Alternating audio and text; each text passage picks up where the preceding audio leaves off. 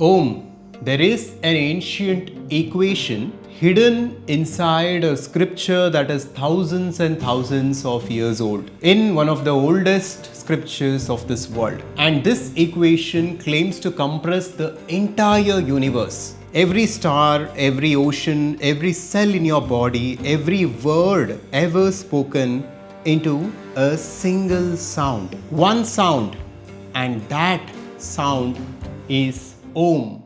But here is what almost nobody tells you, and this is where 99% of the people get it wrong. The ancient Chandogya Upanishad doesn't call Om the sound of the universe, it calls Om the final extract of the universe. And there is a difference. If you've been practicing Om and if you've been chanting Om in your meditations, in your yoga sessions and so on, and so far it just seems like a routine and it just feels like another sound to you, I will promise you by the end of the next 12 minutes, your understanding of Om and its significance will completely shift. Because today I'm going to walk you through something very specific, not an opinion or theory, but an 8-step cosmological ladder from the Chandogya Upanishad, one of the oldest and the most respected Upanishads in all of Vedanta, that shows you exactly how the entire universe reduces down to Om, step by step. We will cover these three things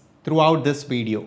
Number one, the 8-layered cosmological ladder which the ancient Chandogya Upanishad takes us through to explain what Om is. Second, we will look at an ancient story between gods and demons and the one mistake that almost costed gods the entire universe. And third, we will look at one ancient line from Adiguru Shankaracharya where he said Om is not the symbol of the universe, but it is something even more direct. With this, let's come to the Chandogya Upanishad and we will start with a verse. The Chandogya opens with one of the most important sentences in all of Indian philosophy. It says, Om ityedadaksharam udghitam upasita, which means meditate upon the syllable Om called Udghita. And while writing his commentary on the Chandogya Upanishad, Adi Shankaracharya said this,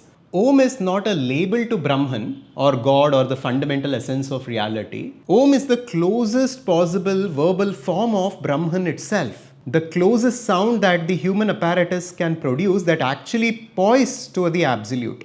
That is why the ancient Upanishad said Upasita, that is meditate upon Om like it is Brahman itself. But the next verse, the verse 1.1.2 in Chandogya, does something very, very interesting. It takes the entire universe and it begins to squeeze it layer by layer until only one thing remains. And let's understand what that is. Here the ancient Rishi of Chandogya asks a simple question that the modern science is still asking. If we take all of the human beings and all of the life forms on the planet, what is their essence? What are they made of? So the question is, all the living beings, in Sanskrit the term is bhutani, the beings, what are they made of? The answer given in Chandogya is Prithvi or earth, because earth is the fundamental essence of life forms.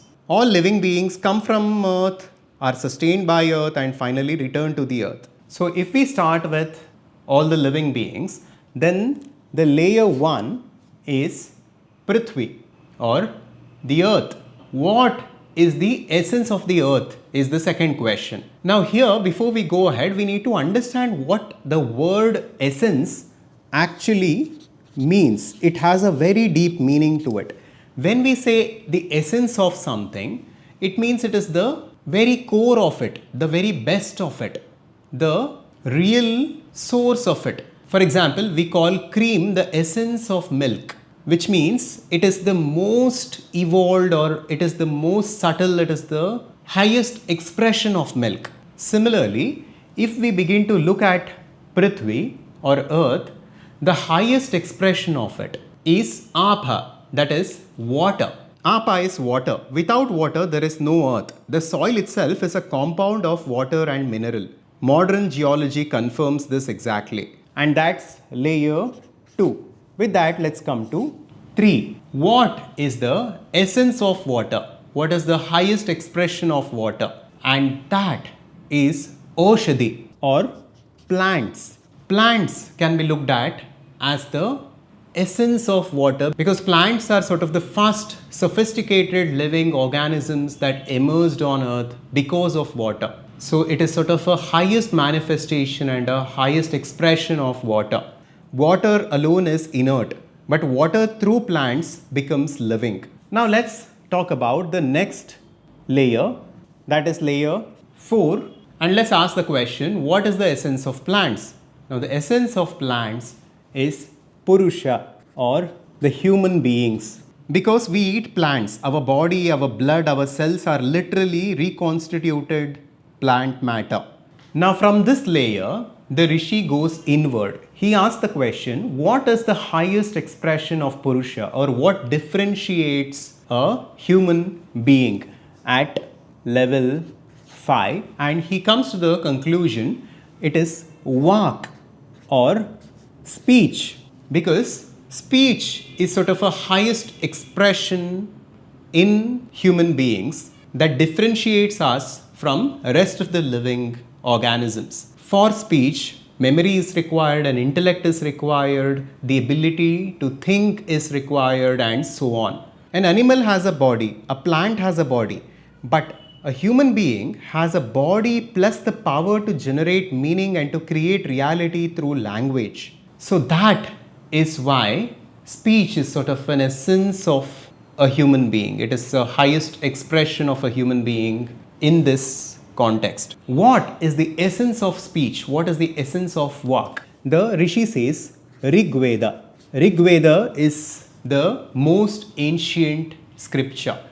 It was not written by anyone. It is just the sound of truth. These are the highest sounds which points us towards the highest truth. Rig Veda is knowledge because all of the speech in the world, the gossip, the complaint, the commentary, the entertainment, the Rishi says only one kind of speech compresses eternal truth into form, and that is the Veda. Vedas represent knowledge, and this is layer 6. With this, let's come to layer 7, which is the essence of Rig Veda.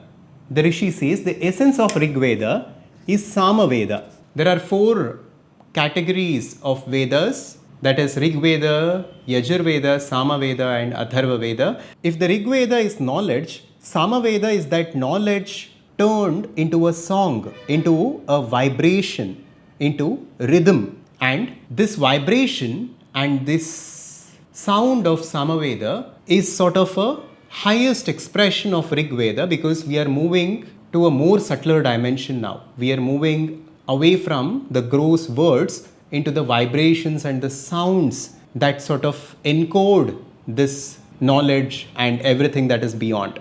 And with that comes the 8th layer, that is the essence of Samaveda itself. That is the Adhvaitha, that is Om.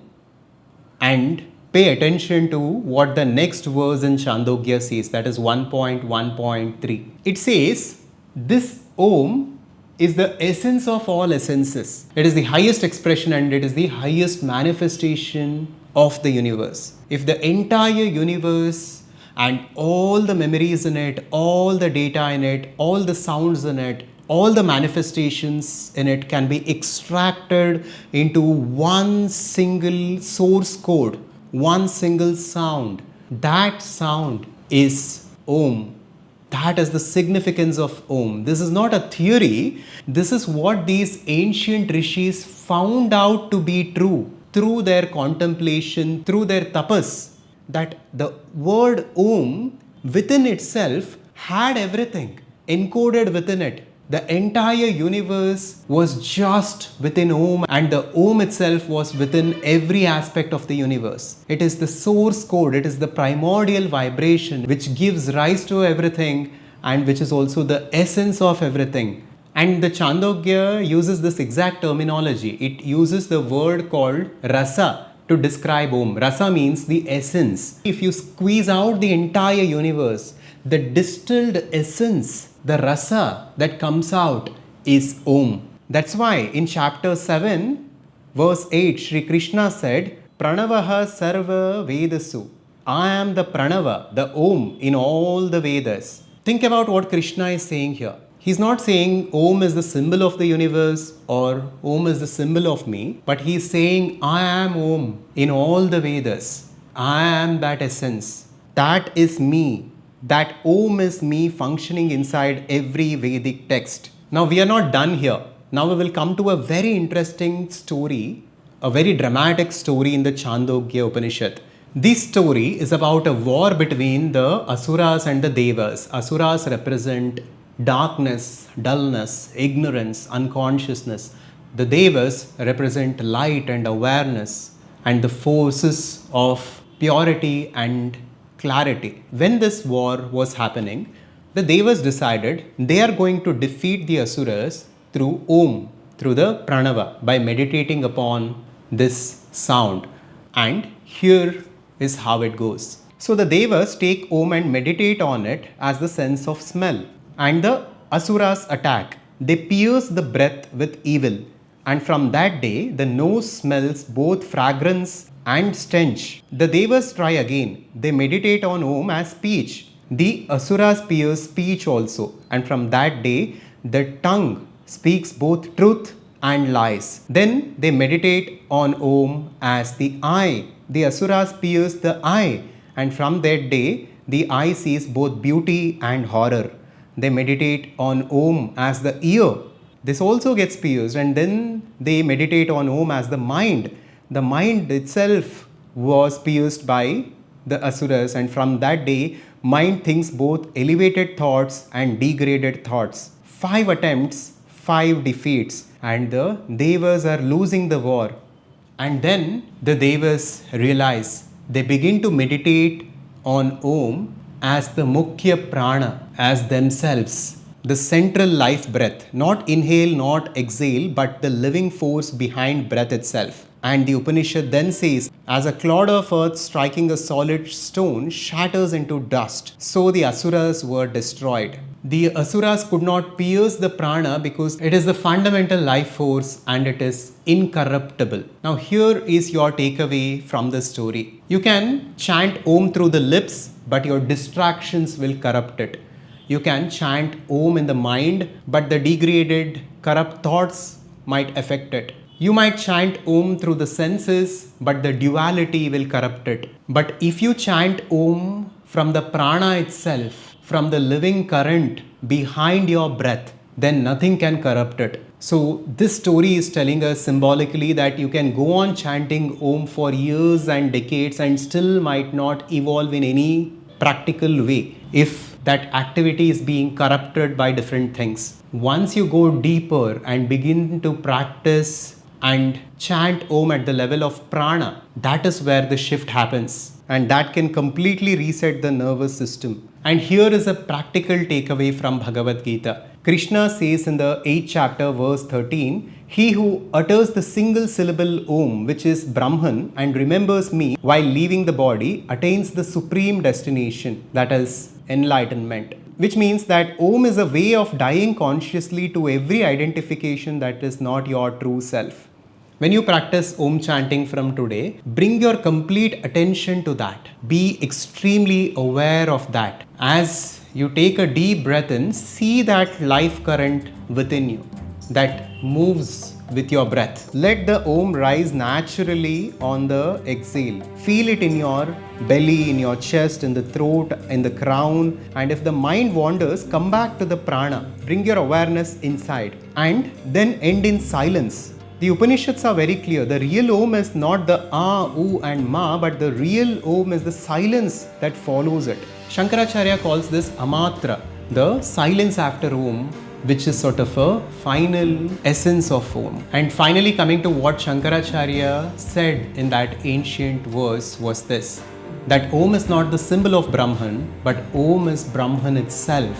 And that is the seriousness with which we need to chant this.